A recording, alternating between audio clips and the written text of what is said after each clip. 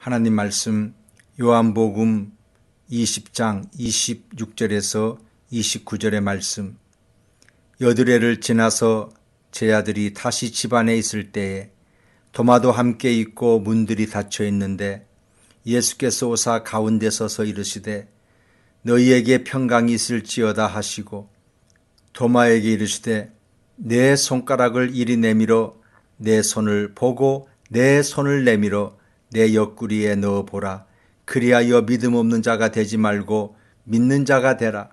도마가 대답하여 이르되 나의 주님이시요 나의 하나님이시니이다. 예수께서 이르시되 너는 나를 본고로 믿느냐? 보지 못하고 믿는 자들은 복되도다 하시느니라. 예수님의 제자 중에 도마라는 사람이 있었습니다. 그의 별명은 의심 많은 도마입니다. 의심한다고 하는 것은 무엇인가를 더 깊게 탐구한다는 뜻이기도 합니다. 그렇기 때문에 도마는 공부를 잘하는 학생과 같기도 합니다. 예수님이 십자가에 달려 돌아가시자 제자들은 두려웠습니다.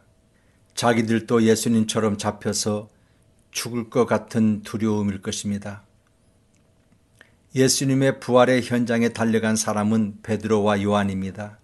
그들은 예수님의 빈 무덤을 보면서도 예수님의 부활하심을 믿지 못했습니다.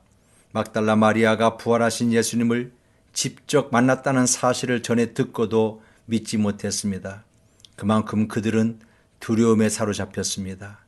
그래서 제자들은 어떤 집에 함께 모여 문을 걸어 잠그고 숨었습니다. 부활하신 주일 저녁까지 숨어 있었습니다.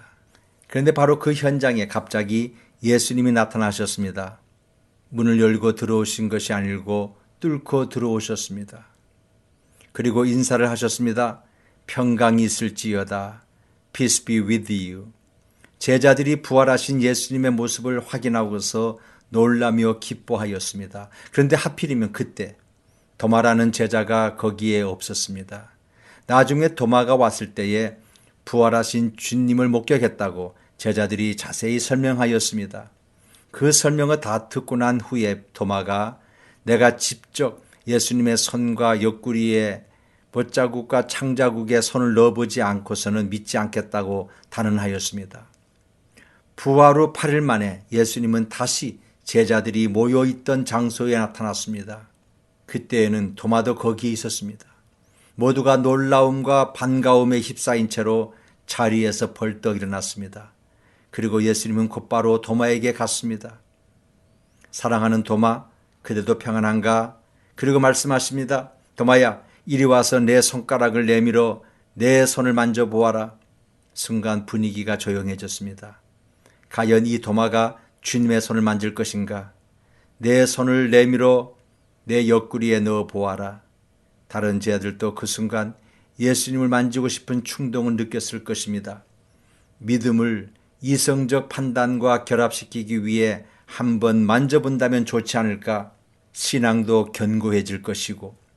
그 순간 갑자기 도마의 음성이 들렸습니다. 나의 주님이시요 나의 하나님이시니이다. 이것은 부활하신 예수님에 대한 도마의 신앙 고백입니다. 예수님의 손을 보고 옆구리의 상처를 만지고 그는 감격에 겨웠을 것입니다. 그래서 나의 주님, 나의 하나님이라고 크게 외친 것입니다. 이렇게 도마가 고백을 하자 예수님이 도마에게 말씀하십니다. 너는 나를 본고로 믿느냐? 보지 못하고 믿는 자들은 복되도다. 예수님은 8개의 축복을 말씀하셨습니다. 그것을 우리는 팔복이라고 합니다. 이 팔복에 한 복을 더 첨가하셨습니다. 보지 못하고 믿는 자들은 복되도다. 여기에서 예수님은 처음으로 믿음과 축복을 연결시켰습니다. 팔복에서 복이 있나니라는 말씀은 행복하다라는 뜻입니다. 지금 현세에서의 행복을 말합니다. 믿는 자는 이 세상에서 행복하게 살게 될 것이다 라고 바꾸어 말해도 좋습니다. 예수님은 도마의 의심에 대하여 책망하지 않았습니다. 또한 의심한다고 도마를 책망한 일도 없었습니다. 오히려 자기의 손에 옆구리까지 내보이며 도마의 믿음을 도와주셨습니다. 도마의 의심은 믿음에 이르는데 도움이 되었습니다. 따라서 믿는 자가 행복하다는 말씀은 의심과 방황 속에서 싸워온 믿음을 말하는 것입니다. 의심은 누구에게나 있습니다. 그것이 정상적입니다. 또 의심과 믿음도 누구에게나 공존합니다. 의심은 스스로의 싸움이며 장차 깊은 믿음으로 들어갈 수 있는 건강한 과정입니다. 성경의 위인들은 한 명의 예외도 없이 어려운 과정을 통하여 믿음에 도달하였습니다. 베드로는 3번씩 예수를 부인하면서 믿음의 깊이로 들어갔습니다. 바울은 예수교를 박해하면서도 끝내는 믿음에 정착했습니다. 욥은 고민과 회의의 과정을 통하여 믿음에 이르는 정신적 투쟁을 보여주고 있습니다. 신앙생활에서 하나님의 존재가 믿겨지지 않을 때, 유혹과 시련으로 내가 흔들린다고 생각할 때, 성경의 말씀이 믿어지지 않을 때, 이러한 모든 현상은 잘못되고 있는 것이 아닙니다. 그런 것들은 하나님이 마련하신 더 깊은 믿음으로 발전하는 도구인 것입니다. 사랑을 과학적으로 증명하기는 어렵습니다. 사랑의 진리를 증명할 수 있는 길은 본인밖에 없습니다. 내가 주는 사랑이 받는 사랑보다 더 행복하다고 느껴지면 그 사람의 사랑은 진짜입니다. 하나님을 향한 사랑, 곧 나의 믿음이 어떻게 증명됩니까? 역시 그 증거는 나 자신밖에 모릅니다. 내가 하나님께 바치는 사랑이 하나님으로부터 받는 사랑보다 더 행복하고 기쁘다고 느껴지는 사람은 정말 믿음이 있는 것입니다. 마찬가지로 하나님으로부터 받는 사랑만 생각할 때 의심도 생기고 좌절도 되고 고민도 커집니다. 그러나 이것은 필요한 과정입니다.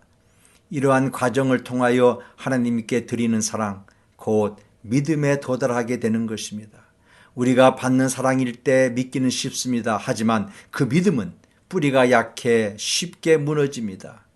욥은 하나님이 보태주는 것이 아니라 빼앗아 가실 때 의심과 고민도 했습니다. 하지만 더 확실한 믿음을 굳혔습니다. 아브라함은 하나님이 그 외아들을 빼앗아 가려 할 때 그 순종과 믿음이 확고해졌습니다. 하나님께 바치는 사랑이 믿음이라면 빼앗겨도 그 믿음은 변치 않습니다. 예수님의 손에 못자국을 만져보는 도마에게 주님은 말씀하셨습니다. 내가 보기 때문에 나를 믿느냐? 보지 않고 믿는 자는 복이 있도다.